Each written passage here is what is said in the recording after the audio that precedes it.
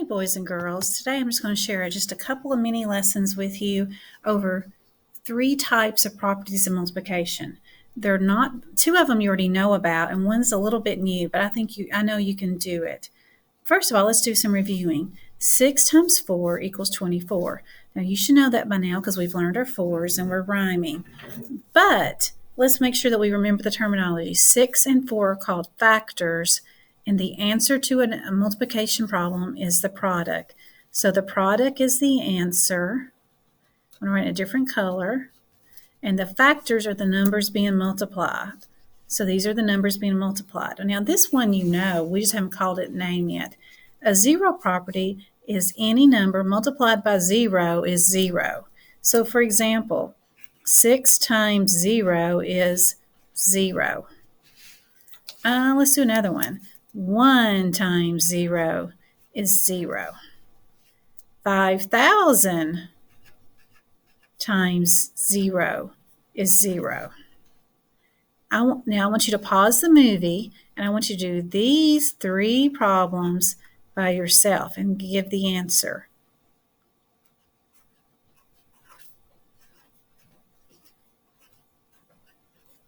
Okay, let's go back and see. 3 times 0 is 0. Very good. I'm sure you know this one. 4 times 0 is 0. And 0 times 21 is 0. So we have 0 for these. Very good. Now let's go to the next page. Today we're going to talk about a new property that we haven't talked about before. And I think you understand it, but we just never given a name to it. And it's kind of important to know the names. You don't really, as long as I'd rather you make sure you understand them. But anyway, it's called the commutative property. And that says a product of a multiplication problem does not change when you change the order. For example, 4 times 5 is equal to 5 times 4. Well, 4 times 5 is 20, and 5 times 4 is 20. Well, let's check. I've got 4 rows, 1, 2, I'm going to start doing it in red so it'll show up better. 4 rows, 1, 2, 3, 4, and there's going to be 5 in each row.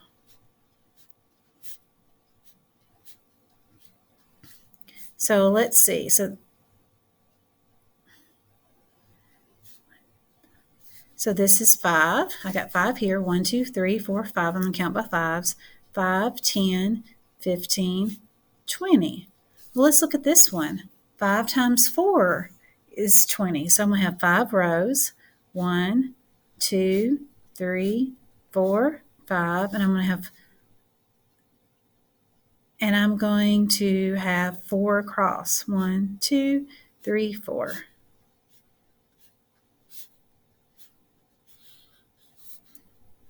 Let me move this up so you can see my picture's not in the way. So I'm going to count by 4. So this is 4, 8, 12, 16, 20. So if you know 4 times 5 is 20, you know 5 times 4 is 20. So really, 4 times 5 is equal to 5 times 4. And that's because of the commutative property. The order doesn't matter. So just remember, the commutative property is about the order. The order doesn't matter. Let's do this one. 3 times 6, so I'm going to have 3 rows. 1, 2, 3. And I'm going to have 6 in each one. 2, 3, 4, 5, 6.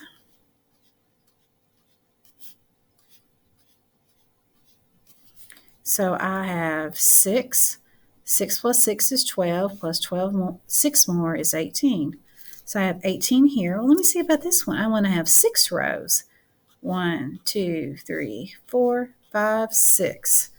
And I want to have 3 in each row.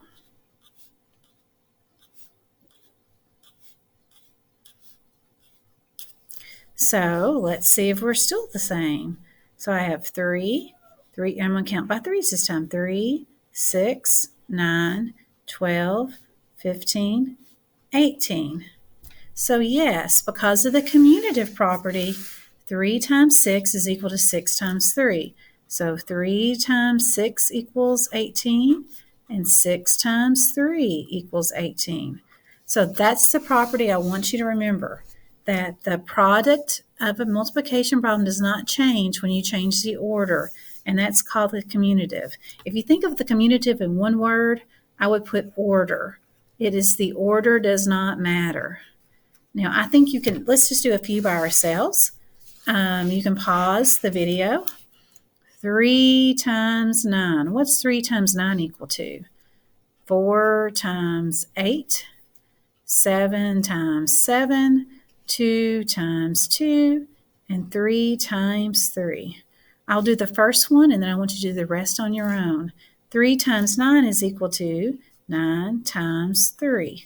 Now pause your video and stop and do the rest. So 4 times 8 is equal to 8 times 4. You know, thinking back, 7 times 7, if I switch to 7, it's still going to look the same, but they're still the same. And I did these because today we were learning our multiplication squares, and you need to know 2 times 2 is 4, 3 times 3 is 9, and 7 times 7 is 14. So very good. Now, so that's the commutative property. Let's read over it one more time. Commutative property is a product of a multiplication problem, does not change when you change the order. And then one more property, so we've done 3 today. The zero property means that any number times 0 is 0. The commutative property means the order doesn't matter.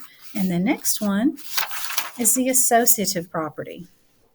The associative property means that if you're changing the grouping of factors, does not change the product. So I can move my factors and I'm still going to get the same product. Now, I'm going to put parentheses around the associative property because that reminds me that this one is about using parentheses. So for example, and when you in math, you always do what's in the parentheses first. So I put parentheses around 2 times 3, and over here I'm going to put it around 3 times 2. Let's see if it changes anything. Well, let's see. 2 times 3 is 6, and then I'm going to bring this down, and 6 times 2 is 12. I always do what's in the parentheses first. It's the grouping. So remember, your associative property is about your grouping, and we use our parentheses to group. Well, this one, I'm going to bring down my 2 times because it's not in my parentheses. And I'm going to do what's in here first. Well, 3 times 2 is 6. And then I can think, 2 times 6 is 12. Very good. Let's do another one. Let's see. I'm going to put my parentheses around my 5 and 2, and then I'm going to put them around my 2 and 3, and see if I get the same answer. 5 times 2 is 10. Good. Times 3. Well, 10 times 3 is 30. Well, let's see if we can get the same answer over here. Well, I'm doing this 2 times 3 first. I'm going to bring down the 5 times. 5 times, what's 2 times 3? Well, that's 6. So 5 times 6 is what? Well, let's think about it. We're going to count by 5s. 5, 10, 15, 20, 25, 30. So 5 times 6 is 30. So remember, the associative property means that changing the grouping of factors does not change the product.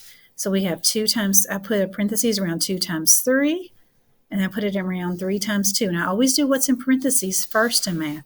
It didn't change the order. So now, friends, I want you to do this problem. After I write them down, I want you to pause it and do these problems, please.